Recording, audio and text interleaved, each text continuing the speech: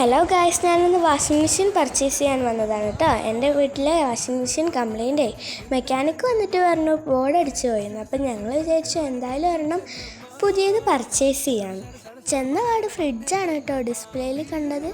അങ്ങനെ ഫ്രിഡ്ജിനൊക്കെ ഞാനിന്ന് തൊട്ട് നോക്കി വാഷിംഗ് മെഷീൻ്റെ ഏരിയയിലോട്ട് നടന്നു.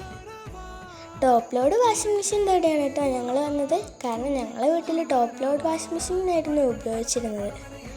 പക്ഷേ എനിക്കിഷ്ടപ്പെട്ടത് ഫ്രണ്ട് ലോഡാണ് കേട്ടോ. എൻ്റെ ഇഷ്ടത്തിന് ഞങ്ങൾ ഫ്രണ്ട് ലോഡ് പർച്ചേസ് ചെയ്തു. അവിടുത്തെ അങ്കിൾ അജിക്ക് ഇതിൻ്റെ യൂസസ് ഒക്കെ പറഞ്ഞു കൊടുത്തു കേട്ടോ.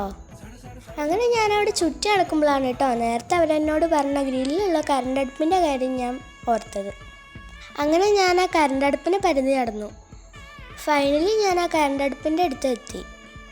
ഈ കറണ്ട് അടുപ്പിനൊരു പ്രത്യേകത ഉണ്ട് കേട്ടോ. ഇതിലെല്ലാവിധ പാത്രങ്ങളും വെക്കാം. മൺചട്ടി, ഇരുമ്പ്, സ്റ്റീൽ പാത്രം. മാത്രമല്ല ഇതിൽ ചിക്കൻ ഗ്രിൽ ചെയ്യാനുള്ള ഓപ്ഷനും ഉണ്ട്. അത് രണ്ടും ബില്ലടിക്കാൻ കൊടുത്ത സമയം കൊണ്ട് ഞാൻ അവിടുത്തെ കുറച്ച് പാത്രങ്ങളൊക്കെ നോക്കുകയാണേ. അങ്ങനെ അവരത് പാക്ക് ചെയ്യാൻ തുടങ്ങി കേട്ടോ. മാമൻ ജീപ്പ് റെഡിയാക്കുന്നുണ്ട്. ഫൈനലി അവരത് ജീപ്പിലോട്ട് കയറ്റിട്ടോ. അങ്ങനെ അവിടുത്തെ അങ്ങളെ ഞങ്ങൾക്ക് കറണ്ട് അടുപ്പ് തന്നു കേട്ടോ.